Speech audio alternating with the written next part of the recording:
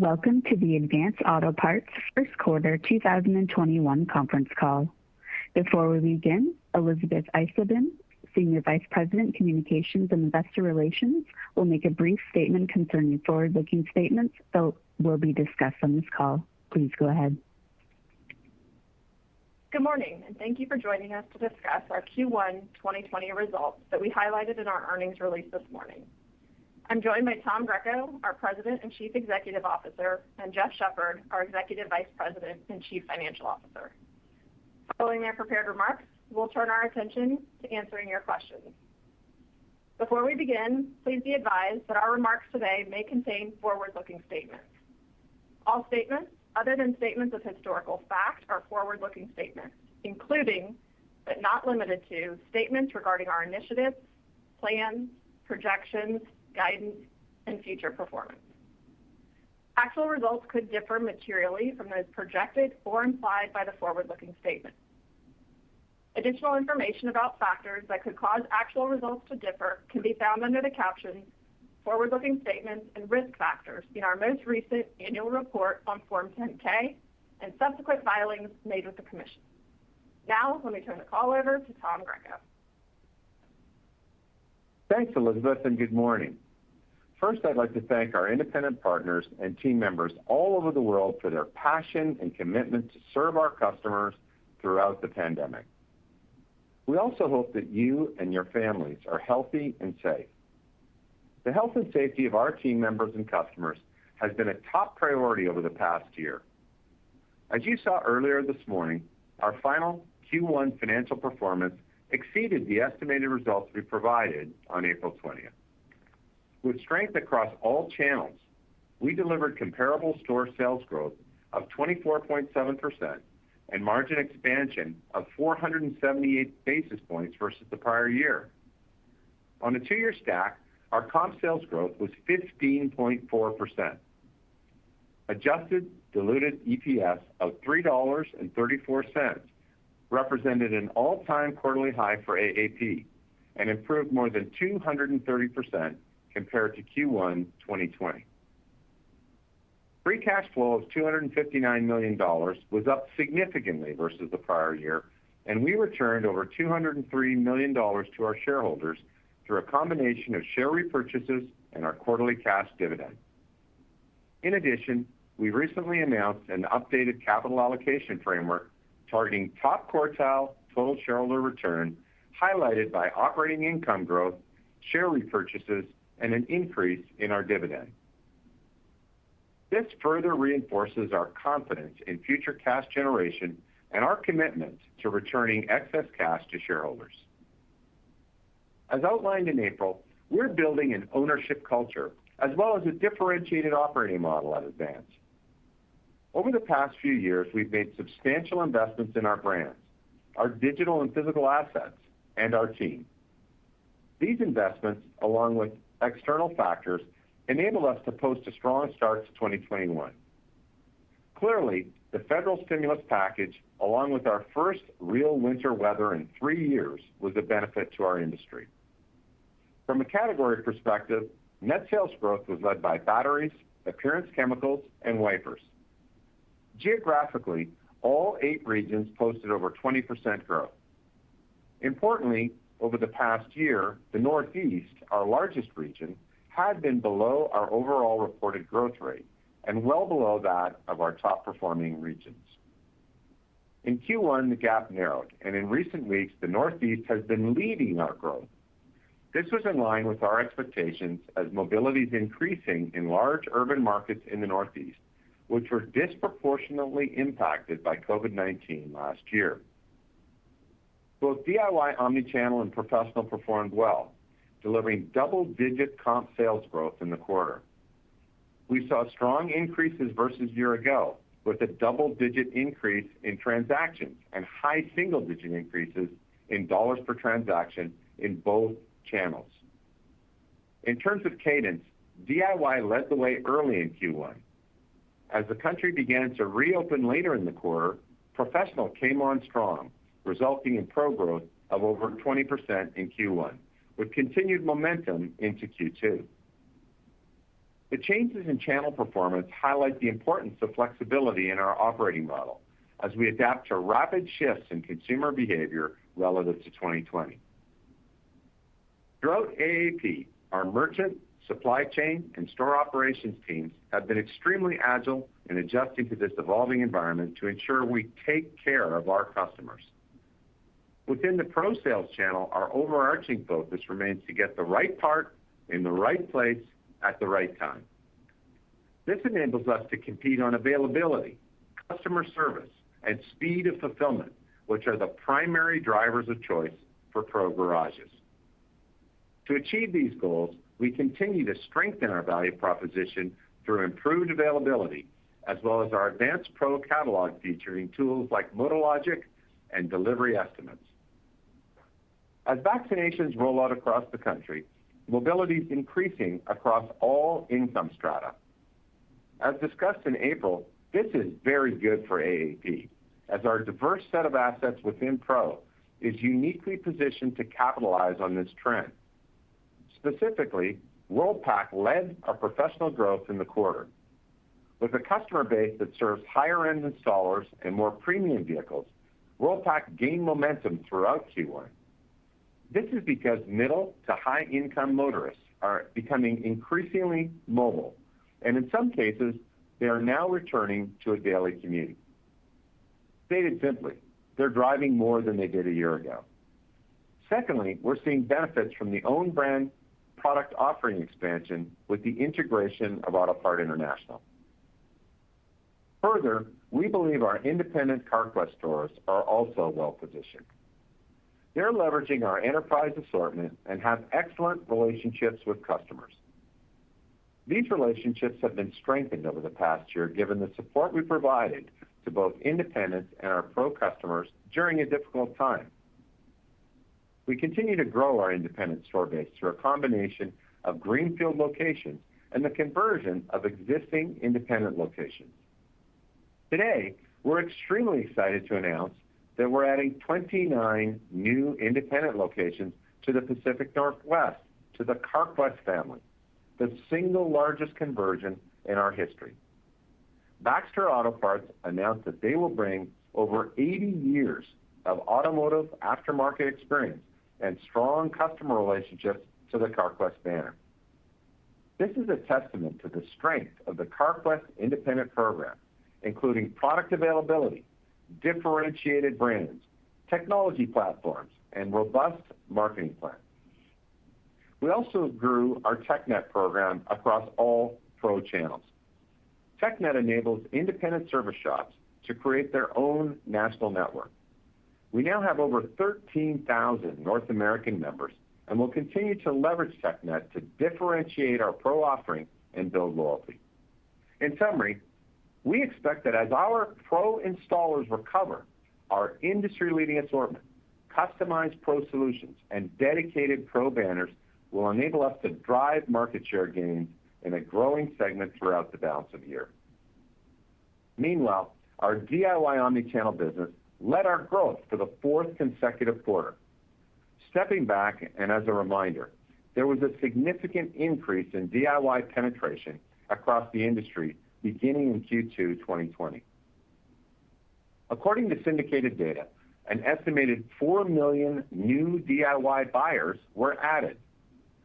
Spend per buyer for 2020 grew close to 9%, led by online spend per buyer. DIY growth was led by project, recreation, and more discretionary categories as people worked on their vehicles or even learned how to work on their vehicles. These trends generally continued through Q1, and the industry is now beginning to lap the significant increase from prior year in Q2. From an advanced standpoint, we grew share of wallet and overall market share in Q1, led by DieHard batteries. DieHard continues to have strong momentum, and our advertising is clearly resonating with customers. We plan to continue to invest behind this powerful brand in 2021 to further build awareness and association with Advance. Our loyalty program remains focused on attracting, retaining, and graduating Speed Perks members. Our loyalty program enables us to provide personalized offers and increased share of wallet as we leverage our customer data platform. In Q1, this helped drive growth in our VIP members by approximately 14% and our elite members by 30%. Consistent with broader retail, during Q1, we began to see a shift back to store sales from e-commerce, given the outsized growth of the online business during the onset of the pandemic in 2020. Our investments in digital and e-commerce have been another differentiator for our DIY business. We continue to strengthen our online experience on desktop, mobile, and with our app, which recently crossed nearly 1.3 million downloads. The integration of our digital and physical assets is communicated through our advanced same-day suite of services. This enables DIYers to find the right part from our industry-leading assortment, order it online, and either pick it up in one of our stores within 30 minutes or have it delivered in 3 hours or less. Finally, we're very excited about our footprint expansion and new store opening plans for the year. We're targeting between 100 to 150 new stores in 2021. This includes the Pep Boys leases we're executing in California. The opening of the California locations will ramp up during the back half of the year and finish in 2022. Now, I'd like to transition to the unique opportunity we have to significantly expand our margins. As we outlined in our strategic update, there are 4 broad initiatives: leveraging category management, streamlining our supply chain, improving sales and profit per store, and reducing corporate SG&A. Our largest margin expansion initiative is leveraging category management to drive gross margin improvement. This involves 3 components: material cost optimization, own brand expansion, and strategic pricing. Material cost optimization and strategic sourcing has been an ongoing effort for us and will continue to be a focus. Given the current inflationary environment, we're leveraging these capabilities to push back on cost increases to keep our price to the customer low. We'll continue to work collaboratively with our supplier partners on managing input costs. Own brand expansion as a percent of our mix is an important contributor to margin rate improvement. However, growing our DieHard and Carquest brands is not just about margin. It's also about differentiation. Our merchant team is building out capabilities in sourcing to develop high-quality products, leveraging our strong supplier relationships. 2 recent examples include our DieHard Robust Enhanced Flooded Batteries and our Carquest Hub Assemblies. Once equipped with a differentiated product, our marketing team is building the awareness and the reputation of our own brand, as evidenced by our DieHard is Back advertising campaign. Finally, we supplement innovative quality parts and breakthrough marketing with an improved online experience and extensive team member training. This includes enhanced part, product, and brand training to ensure our store team members are well positioned to provide our customers with trusted advice and an excellent in-store experience. So we're not only on track with margin expansion behind own brands, we're also leveraging these brands to enhance differentiation and improve store traffic. Our extensive research around customer journeys highlights the role that brands play in customer purchase decisions. When a customer's car won't start, we want them to think of DieHard first, such that this becomes a reason that they come to Advance. This is why collaborating with our supplier partners is so important to ensure high quality for our own brands. We're confident as we continue to invest in product quality, building our brands, and training our team members to drive own brands as a percent of mix, we will further deliver growth across AAP. The final component of our category management initiatives is strategic pricing. By investing in new tools, we're now able to competitively price on a market-by-market basis, using detailed analytics to improve rate. We're also realizing success in reducing discounts online through a rapid test-and-learn approach, which is driving significant margin expansion in key categories. In total, Our category management initiatives are currently on track to deliver up to 200 basis points of margin expansion through 2023. As we look beyond 2023, we plan to continue building out customer data and personalization platforms to further enhance the customer experience and expand margins. Staying with gross margin, we once again leveraged supply chain in Q1 versus both 2020 and 2019. Despite the current environment, we remain focused on executing our primary margin expansion initiatives while working to mitigate the impact of global supply chain challenges. We expect to complete our warehouse management system implementation in 2022, with the majority of our largest buildings converted this year.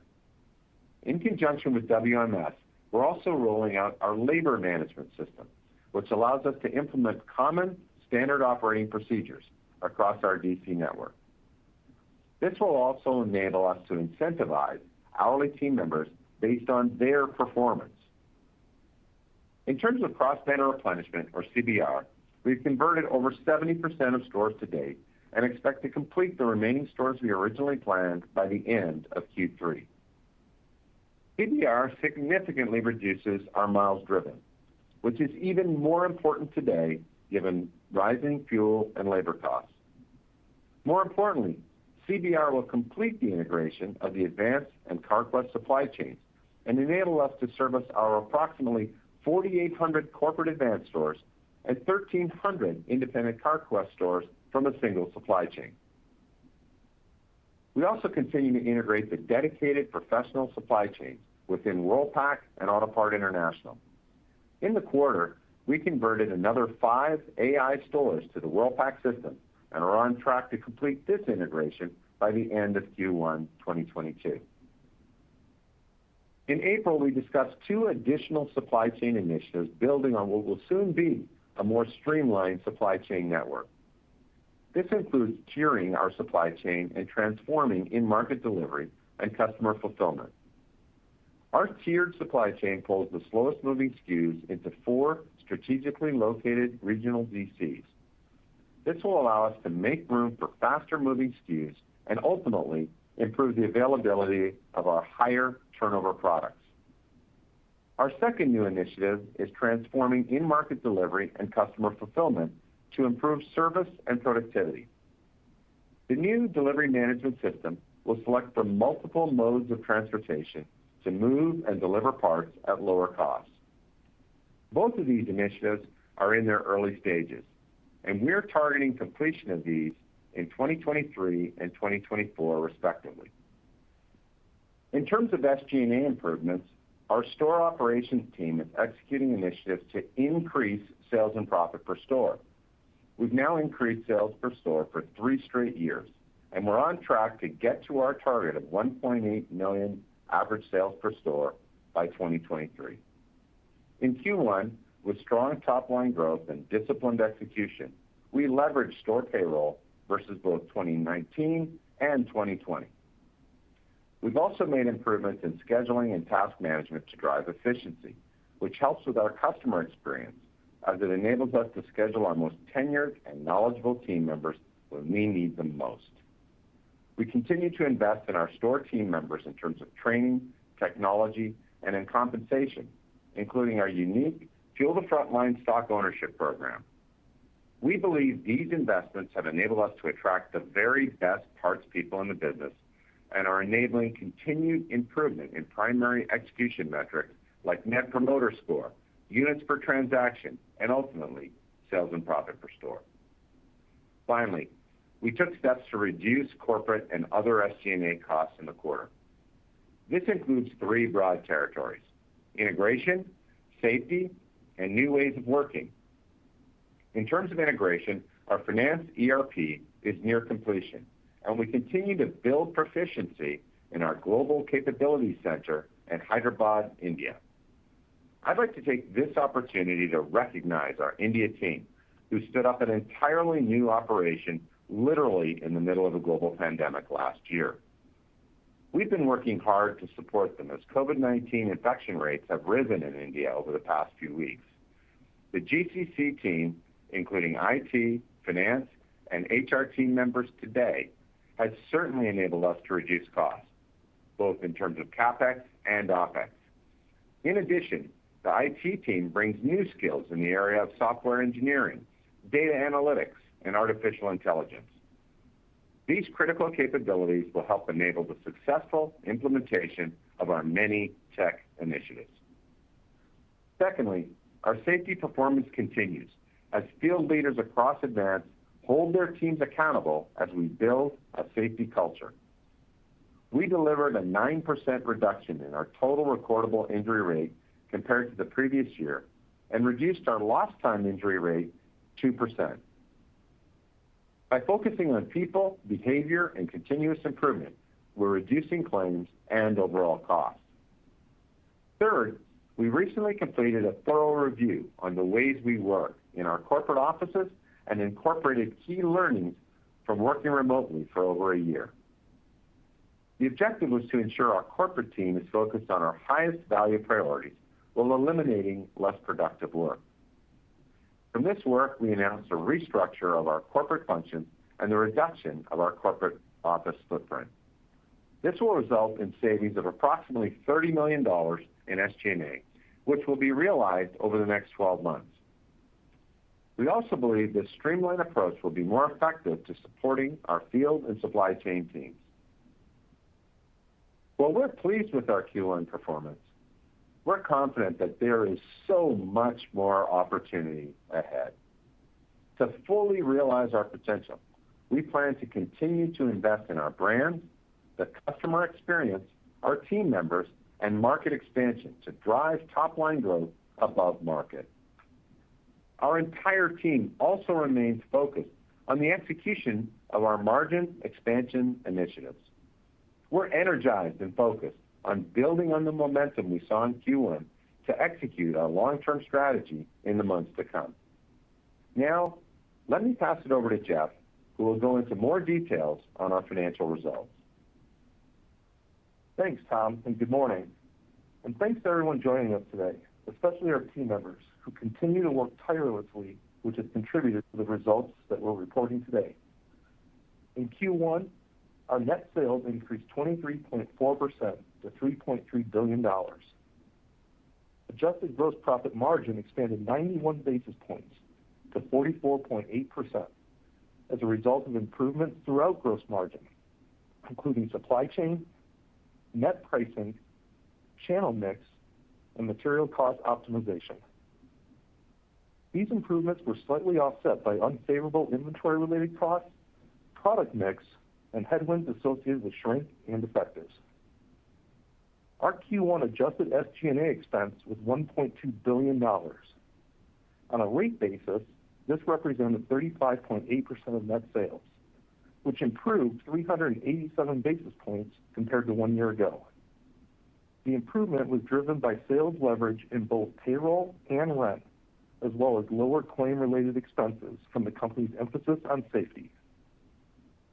We discussed our labor management system previously, but we really saw the benefit this quarter as we staffed our stores based on customer needs, utilizing nights, weekends, and an improved mix of full and part-time schedules. In addition, our ongoing focus on team member safety will always remain one of our highest priorities. The savings were partially offset by an increase in field bonus costs related to our improved performance. In addition, as Tom outlined earlier, we invested in marketing during Q1, primarily associated with Die Hard. This lapped marketing cuts the previous year, which were made at the onset of the pandemic. We also saw an increase in third-party and service contracts related to our transformational plans, primarily within IT. Related to the increased COVID-19 cases we saw late in 2020 and early 2021, we incurred approximately $16 million in COVID-19 costs during the quarter, which is flat to the prior year. While the future impact of COVID-19 remains unknown, we expect these costs to subside throughout the year, assuming infection rates continue to decline. Our adjusted operating income increased from $113 million last year to $299 million. On a rate basis, our adjusted OI margin expanded by 478 basis points to 9%. Finally, our adjusted diluted earnings per share was $3.34, up from $1 a year ago. Our free cash flow for the quarter was $259 million, an increase of $330 million compared to last year.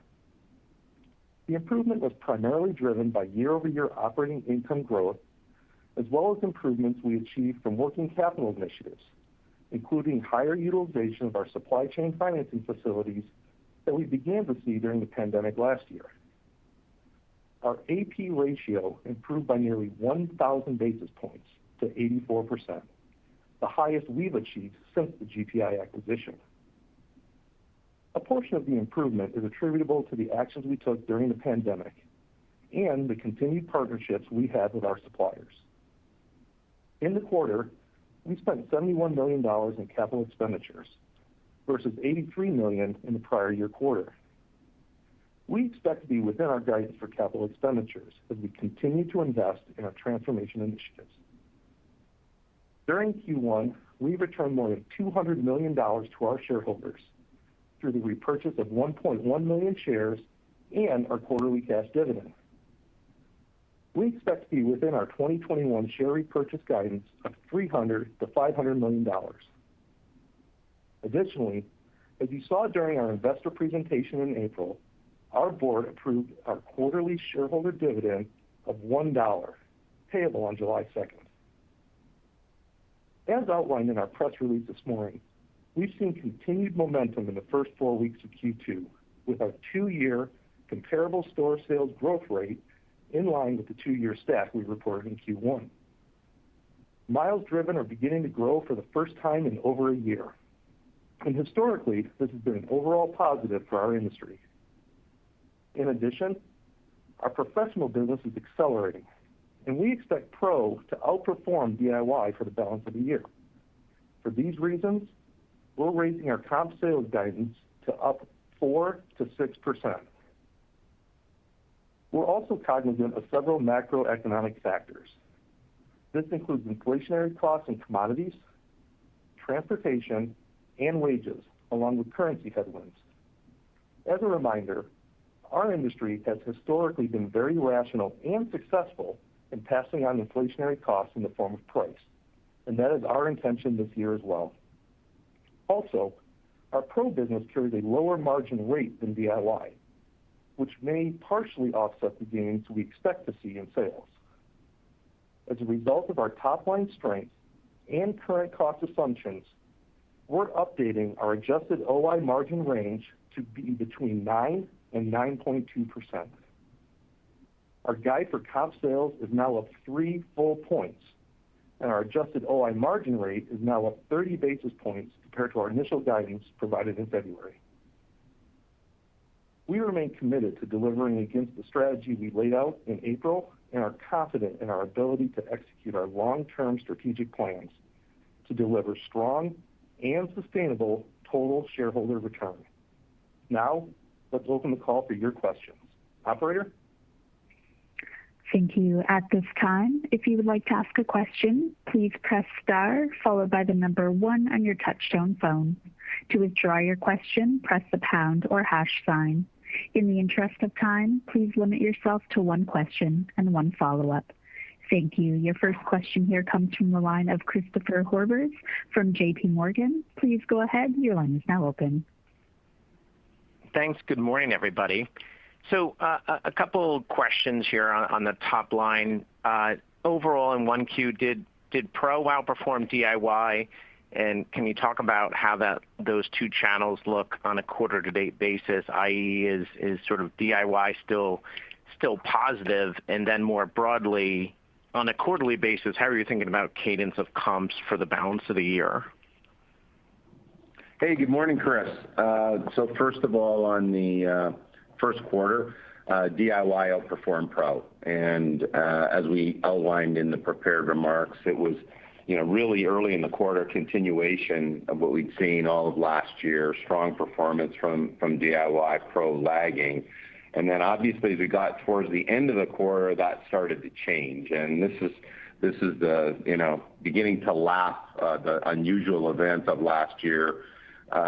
Clearly April and May was the low point for professional sales last year when the pandemic hit and work remote orders were put in place, and you really saw a difficult environment for the installer community. And I'm really proud of what we did at that point. I mean, we stayed with it.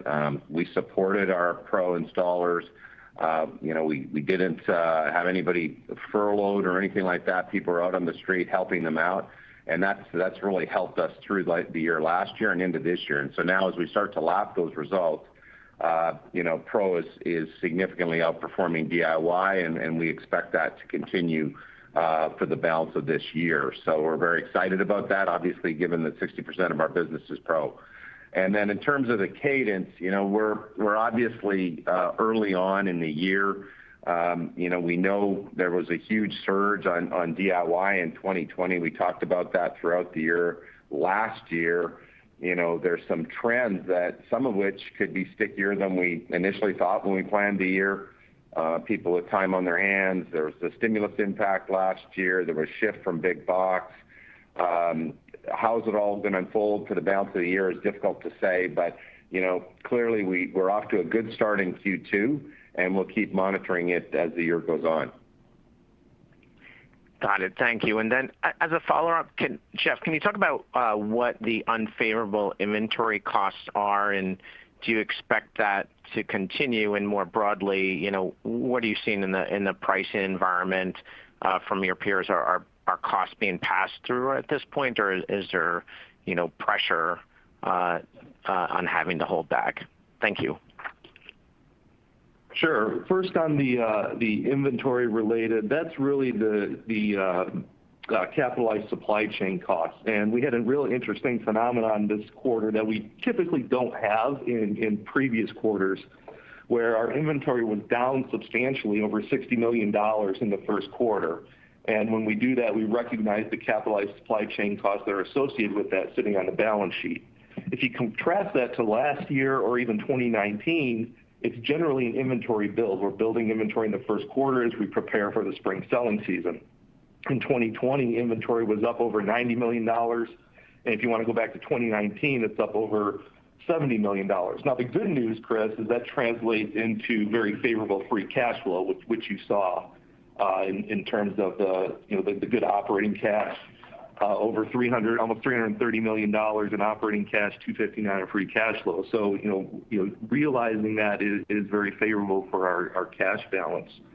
In terms of pricing, we took a number of pricing actions during the end of last year, beginning of this year. We're seeing it flow through. We haven't seen any resistance there from a pricing standpoint, so we feel really good about that. We know there's some inflationary factors that are coming, and we're planning to address those. But for the quarter, our pricing actions took hold, and we were really pleased with the results. Thanks, guys. Best of luck. Thanks, Chris. Thank you. Your next question comes from the line of Michael Lasser from UBS. Please go ahead. Your line is now open. Good morning. Thanks a lot for taking my question.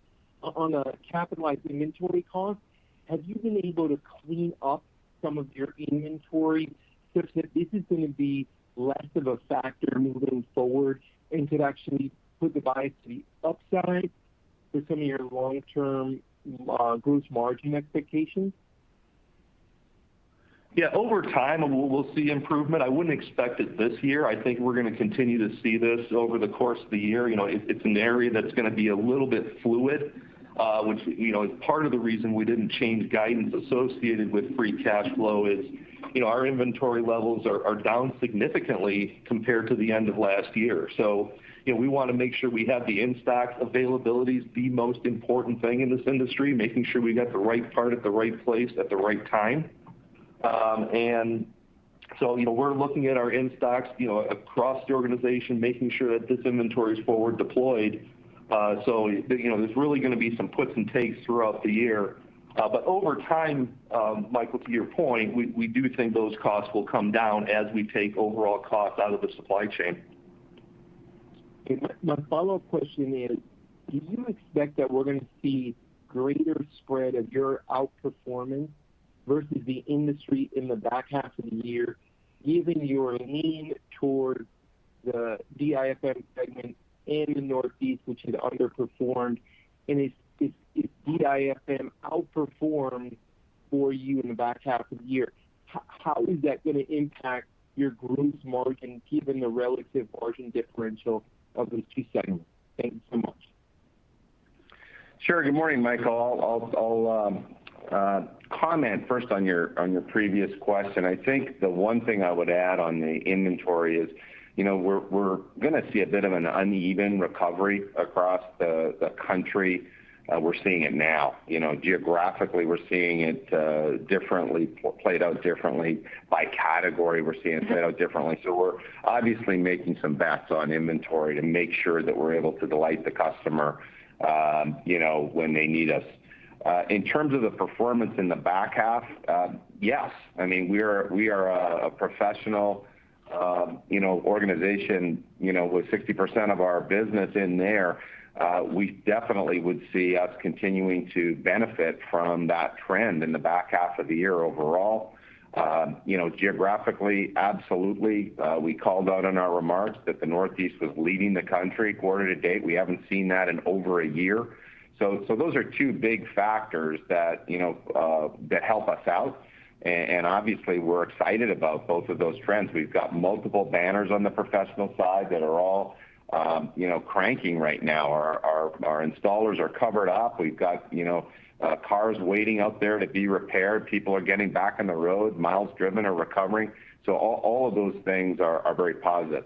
And we fully contemplated the impact on gross margin. We obviously recognize that the pro margins are lower than that of DIY, and that's fully contemplated in the guide. So we'll continue to focus on expanding our margins with the initiatives we outlined in April.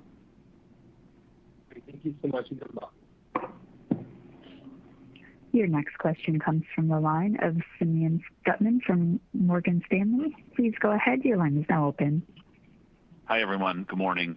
My first question is on the guidance raise. Can you talk about what you flowed through?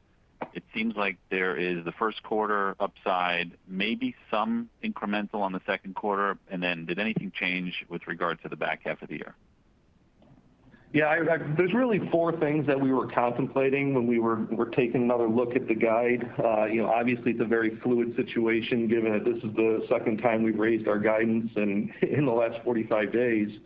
But the first is really what Tom mentioned, just really getting a better understanding of that shift from DIY to pro.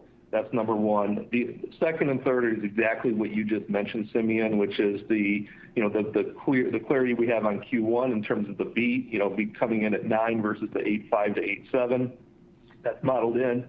And then, the upside that we're seeing early on in Q2, we've modeled some of that. And then the last one that I would throw in there is our assessment around inflation. We're seeing inflation in a number of different categories. And so, while that would benefit the top line in the form of higher comps, we wouldn't see that flow through as much as we in the industry price to maintain margin rate. So those are the four things that we contemplated that were, quite frankly, different 45 days ago, and why we thought it was prudent to update guidance now. Okay, that's helpful. And then a different topic, maybe for Tom. This is going back to margin opportunity over the next few years. And it seems like a lot of these initiatives or these transformations are starting to take hold. My question is the dependence on sales to drive margin is something we've talked about in the past. Do you feel better? I don't think you'd be satisfied if sales aren't growing, and I think that's the ultimate essence of transforming the business. But can you talk about how dependent your margin goals are on sales? Is there some portion of margin that you think this business can achieve without seeing consistent sales growth? And again, I'm not saying that's the goal, but curious if you can separate the two. Sure. Well, the four territories that we talked about, Simeon, really the one that is most sales dependent is obviously sales and profit per store. There is a leverage component to that in our outlook. I mean, we talked about 240 to 440 basis points of margin expansion. and the range of revenue growth that was contemplated was 3 on the low end and 6 on the high end, if you remember. So obviously the one that swings the most is that particular one. Now there are pure cost out initiatives in there, without question, return, shrink, defectives. We've got ways of improving profit per store without sales, but that is the one that has a dependency there. Supply chain, the vast majority of the supply chain initiatives are not sales dependent. These are just pure productivity opportunities. You're familiar with the cross-banner and warehouse management system implementation, but also the 2 new ones that Ruben outlined in the April presentation. Neither of those are sales dependent. Those are just improving our current efficiency and how we get product from distribution centers to the stores and how we move product in market. Category management is a pure rate play. There is really no sales dependency on category management. And then obviously the SG&A moves in the ERP implementation and new ways of working, those are all, none of those are sales dependent. So the majority of the initiatives we have are not sales dependent. Obviously, the more sales we have, the more we get not just leverage on those that are contemplated in the initial low end of the guide, the 220, but we get leverage on other fixed costs, which takes us up to the 440. Hope that helps. Yep, thank you. Your next question comes from the line of Kate McShane from Goldman Sachs. Please go ahead. Your line is now open. Hi, thanks. Good morning. Thanks for taking my question. I was curious about the news with regards to the Pacific Northwest. I wonder if you could remind us of your exposure to the region before the new stores and what the opportunity is for expansion there. And then in the same vein, in terms of geography, I know you're in the process with the Pep Boys stores, converting them, and they're opening in 2022. But is there a time frame in 2022 when they'll all be open? Hey, good morning, Kate. First of all, we have limited exposure on the West Coast is the short answer. And this is a huge opportunity for us. Essentially, we've been working at strengthening our core value proposition here for several years now, as you know. And the investments we've made in that value proposition are now yielding comp sales performance at the kind of levels that we've aspired to from the beginning. We've had 3 straight years of comp sales growth, and we would say we've earned the right to expand and take that proposition elsewhere. You think about bringing the work we've done on availability, making sure that our industry-leading assortment of parts is available to people in Portland just like it is in Boston. Bringing Die Hard to the West Coast is a huge opportunity for us. Our team was on the ground the week we announced the Pep Boys leasing arrangement, and the first thing people talked about in the stores when we went out there was Die Hard. They were very excited to hear that they'd be selling Die Hard batteries. All the digital investments that we've made in our online platform, whether that's the B2B website that Bob Cushing leads with Advance Pro, the B2C website that Jason leads, and our app, we bring that to these markets. We're able to supplement our pro customers who are out there today, our large professional customers that we sell to nationally but cannot sell to in those geographies because we don't have the presence to do so. So we're able to integrate the digital and physical asset piece. So we're very excited about the announcement with Baxter. They're a terrific organization. They've got a tremendous track record, and they're very excited about converting to the Carquest banner here soon. And then in terms of Southern California, as you heard, we have 109 locations. We're going to start converting those soon, and we expect to complete that in 2022. So that's really a quick rundown of what we're doing out there. And I got to tell you, our team is so excited about being able to open new stores after a couple of years where we were closing them, and clearly that's something that brings a new energy to the organization overall. Thank you. Your next question comes from the line of Greg Melich from Evercore ISI. Please go ahead. Your line is now open. Hi, thanks. Really had, I guess, two follow-ups. One was on the 2-year stack trend of 15. Could you break that down to DIY and Pro? I assume that on a 2-year DIY is still outperforming Pro, and do you think that's going to flip in the second quarter? First of all, yes, DIY is still outperforming Pro on a 2-year.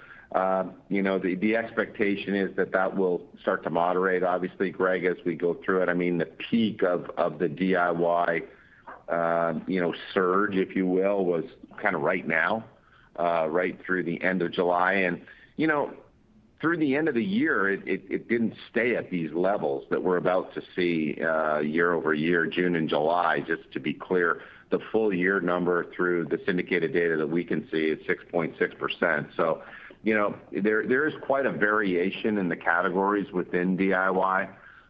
Those categories that rely on miles driven, they didn't do that well, even inside of DIY. I mean, better than historical, obviously, but nothing compared to batteries, where intermittent driving causes failure.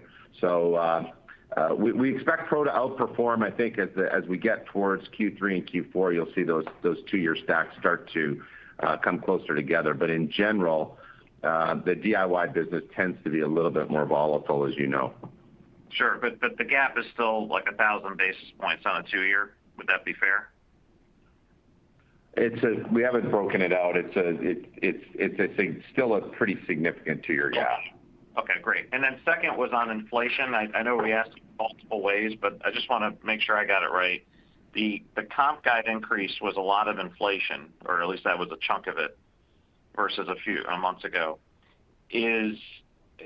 How should we think about that as a holistic number? I think when we had the China tariffs a few years back, it got up to around 3. Then maybe it was 1% last year. Are we back at sort of a 3% number, or still more in between 1 and 3?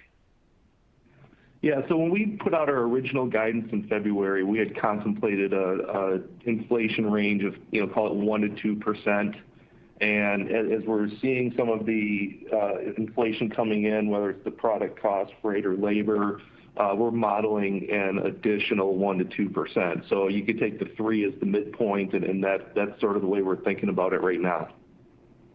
And that's for calendar 22 or a run rate going forward? Yeah. Calendar 21?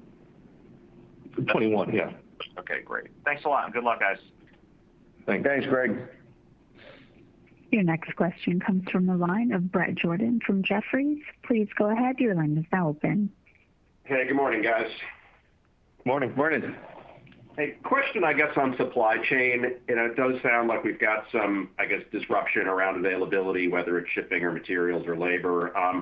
How are you seeing in stocks? And when you think about the cadence of supply chain disruption, are we on sort of an improving trend as far as availability of inventory, or are we still sort of challenged there?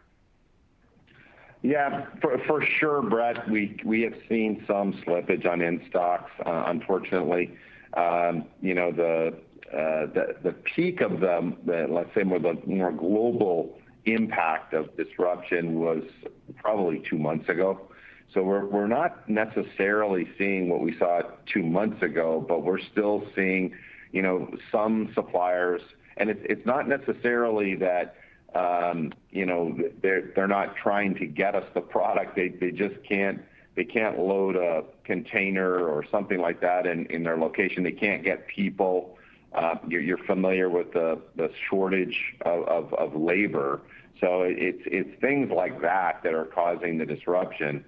We're gradually picking it back up. I think we're very thankful. Our suppliers have really done everything they can to keep us in stock. We feel like we're well positioned, competitively. We don't think this is a competitive disadvantage at all. If anything, we've got an advantage relative to some of our peers some of the key competitors in the professional side of the business. But it's definitely improving, and we're continuing to work closely with our suppliers to close any gaps. Okay, great. And then one question I can't leave without mentioning price investment. I guess when you think about the cadence or the performance of the pro business, are you seeing any outperformance versus national accounts versus the independents? And do you see any changing level of competition from peers relative to those pro accounts? We are seeing a huge surge in pro in general. Okay, so there is a strength across all of the professional sales channels, and some of the strategic accounts last year, I would say, took a little bit more drastic actions at this point in time than some of the independents, and that's contributing to the lap being a little bit lighter, I guess, on that side of the house.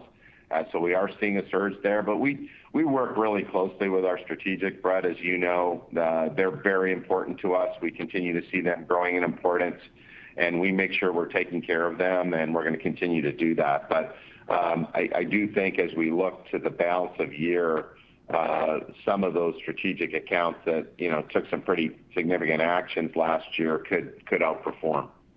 Okay, great. Thank you. Your next question comes from the line of Zach Fadem from Wells Fargo. Please go ahead. Your line is now open. Hey, good morning. I just wanted to clarify some of the moving parts on the outlook. As it looks like the higher end of the 4% comps on the prior outlook is now the low end. But if you look at the EBIT margin on the 4% comp, down from 9.1% to 9%, I'm hoping you can walk through the change and flows through assumption here in a little bit more detail in terms of whether this is more the pro mix and inflation factors you mentioned, or is there any offsetting SG&A component as well? No, it's exactly what you just said. It's really given us some better color on the shift from DIY to professional, which, as you know, carries an overall lower margin. And in addition to that, it really is a better understanding of what we were just talking about, which is the inflation. And we believe, we know, through past experience that we've been able to maintain rate, but we're not going to improve rate through pricing. So we feel that those two items, while it gives you a good top line, it doesn't necessarily translate to the bottom line. We just have better insights into that. In addition to that, we are cognizant of the potential for consumers to shift into more value categories. So, that was a factor we considered as well. Now, if those things go the other way, we're not going to be near the low end, we're going to be closer to the high end, but those are the types of things that we considered when we took another look at the guidance. Okay, so just to make sure I understand, you're sizing all of those factors as about 10 basis points, correct? Yeah, yes. Okay, perfect. And then in terms of the restructuring costs, can you talk a little bit more about what drove the step up here in Q1 and what you're now embedding going forward for the year? Yeah, the Q1 was simply a function of the voluntary retirement program that we talked about during our Investor Day. That actually our non-GAAP or below the line number would have been lower had it not been for that. And then we expect it to be consistent with last year going forward. Got it. Appreciate the time. Your next question comes from the line of Brian Nagel from Oppenheimer. Please go ahead. Your line is now open. Hi, good morning. Morning. I've got a couple questions. I'll merge them together. And then first off, I know we've talked about inflation already, but clearly inflation's become more of a factor within your business and in your sector broadly. As you look at the data, as you understand your consumer, is there a point at which the consumer, so to say, pushes back and the ability of Advance to pass these costs along is no longer as significant or no longer as, I guess, relevant? And then the second question I have, with regard to the updated outlook here, and clearly it's extraordinarily fluid, a lot of factors, but as you think about this, what could be the bigger surprise factors to the upside or downside? If we're at the end of the year and the guide and the results are different than what you expected, where would that variance you think likely come from? Yeah, first of all, in terms of what point could inflation or pricing actions start to impact consumption, I think is your question, Brian, right? That's correct. Yeah, I mean, we really measure that by customer journey, if you will. If you look at a battery failure, as an example, my car won't start, as compared to my brakes are squeaking, as compared to I would like to accessorize my car or something like that. There's obviously different elements there of whether or not somebody's going to defer anything. The reality is on failure-related items, it's unlikely that it's going to have a big impact. It certainly hasn't had a big impact historically, and as long as we're competitive, we'll continue to see growth there. There may be some things that end up getting deferred, based on the job type, but in general, this industry has been incredibly resilient at being able to pass on pricing, and I think that's what you're going to continue to see. Your second question was on the outlook. I think the short answer is, we've obviously contemplated some level of pricing in the outlook.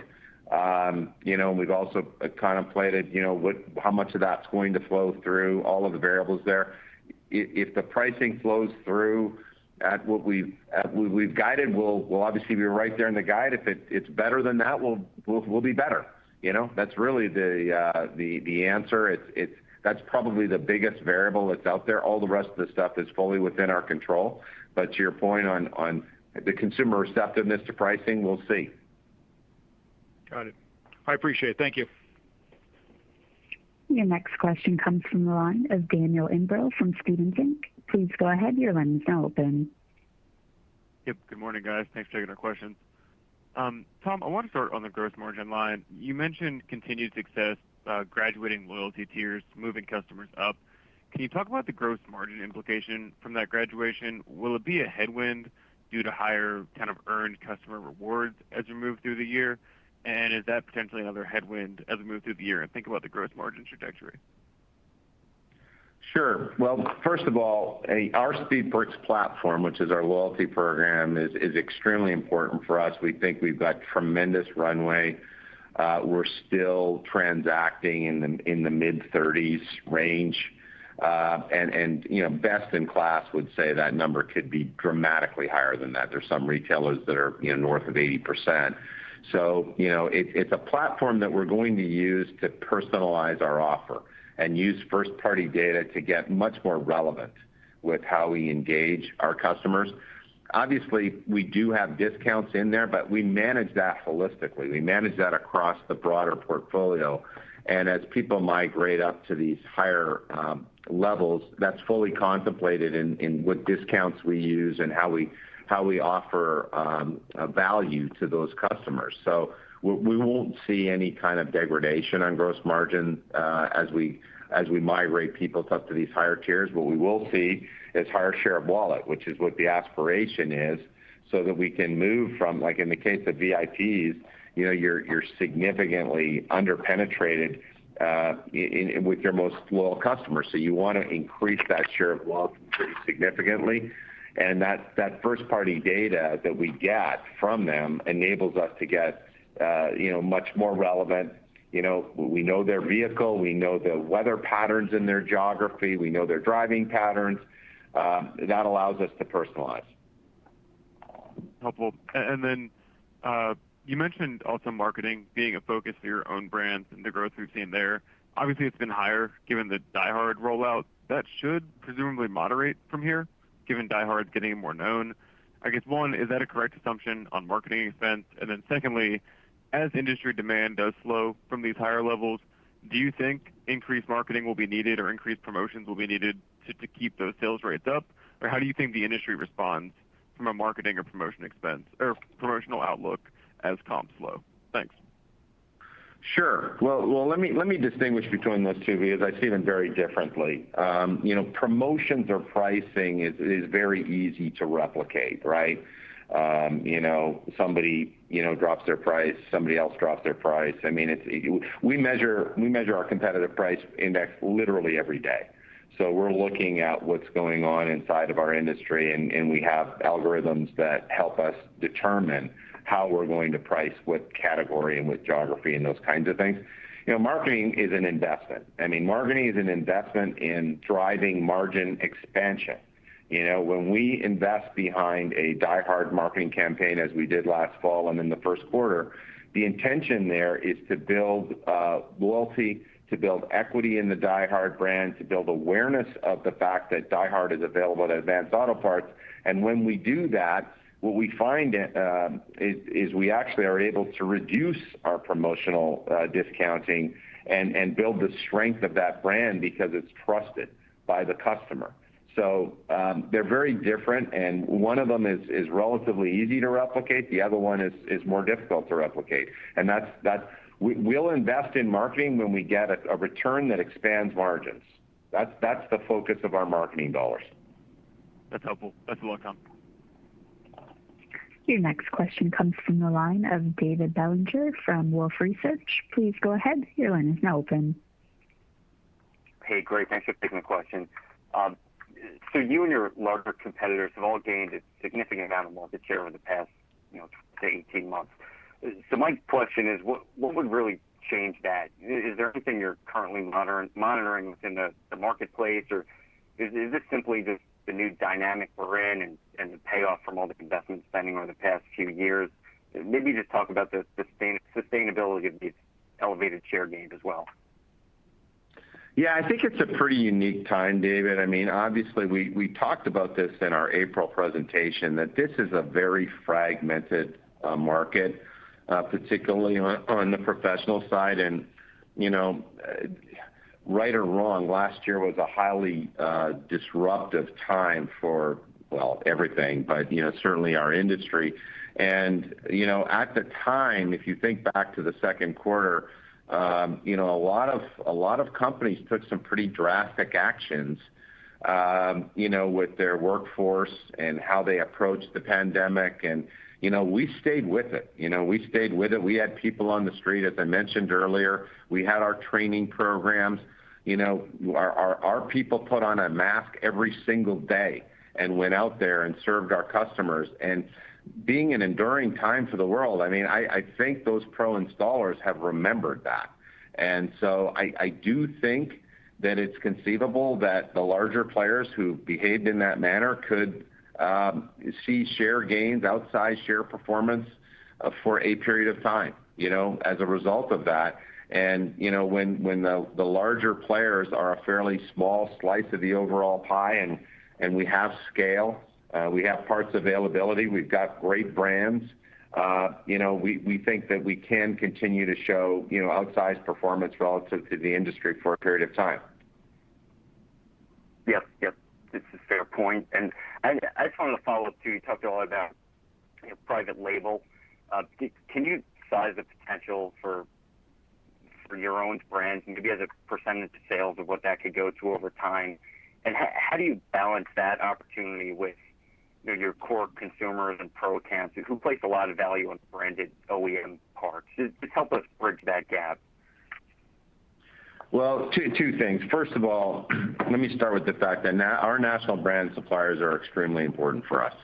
And they play a key role in our assortment and our availability.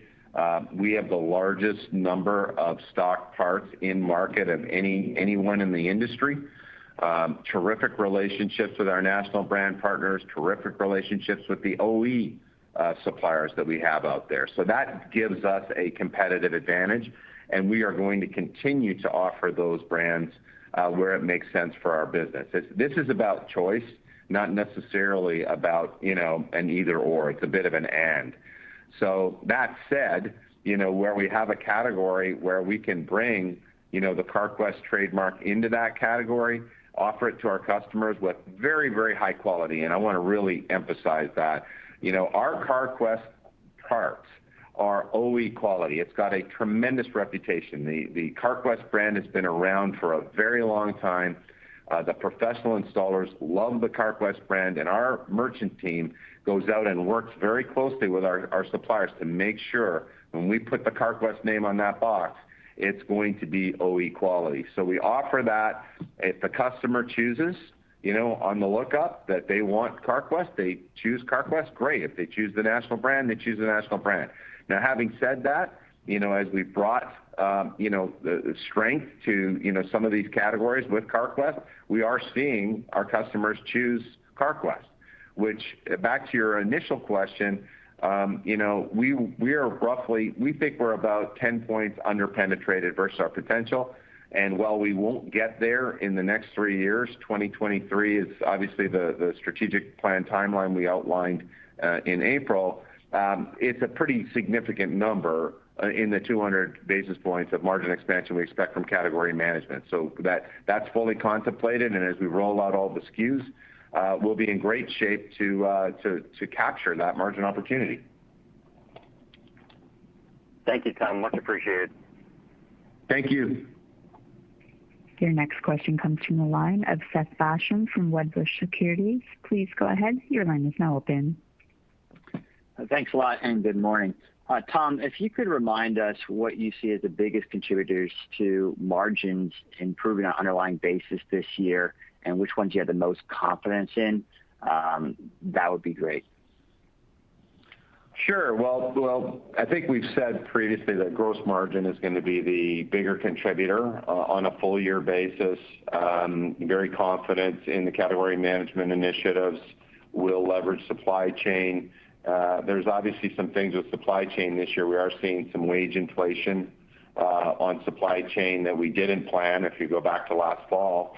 But, we still believe we've got an opportunity to leverage supply chain based on the initiatives that we have there. As you go into SG&A, we're going to execute the initiatives we have set. So we've already done the restructure. And I think the restructure, just to be clear, it wasn't just a cost play. We've been able to really organize our corporate team around the highest value priorities.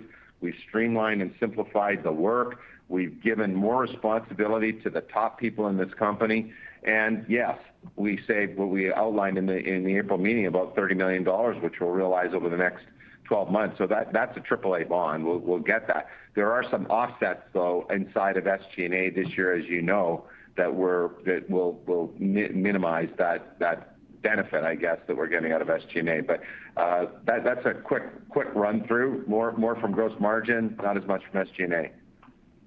Got it. Thanks. So it seems like there's a high degree of visibility for the margin improvement this year and really over the next couple of years, of course, depending on the sales outlook. Is that the appropriate assessment? Yep. Yes, absolutely. Thank you. And there are no further questions. I will turn the call back over to Tom Greco for closing comments. Well, thanks to all of you for joining us this morning. And as you've heard, we're incredibly proud of how the AAP team continues to execute against our long-term priorities while serving the customer every day with care and speed. We're very confident in the strategic plan we outlined in April, and importantly, in the team we have here at AAP to deliver growth above the market, to capitalize on the unique margin expansion opportunity, and to return a significant amount of cash to our shareholders, which over the next few years is going to enable us to achieve top quartile total shareholder returns. Before we let you go, having just celebrated Memorial Day this week, I'd like to take a moment and recognize and honor all the brave men and women who paid the ultimate sacrifice defending our country. On behalf of the entire Advance family, I'd like to express our sincere gratitude for their service and all they've done defending our freedom. I hope that you all continue to be healthy and safe, and we look forward to speaking with you again in August. And this concludes today's conference call. Thank you for participating, and you may now disconnect.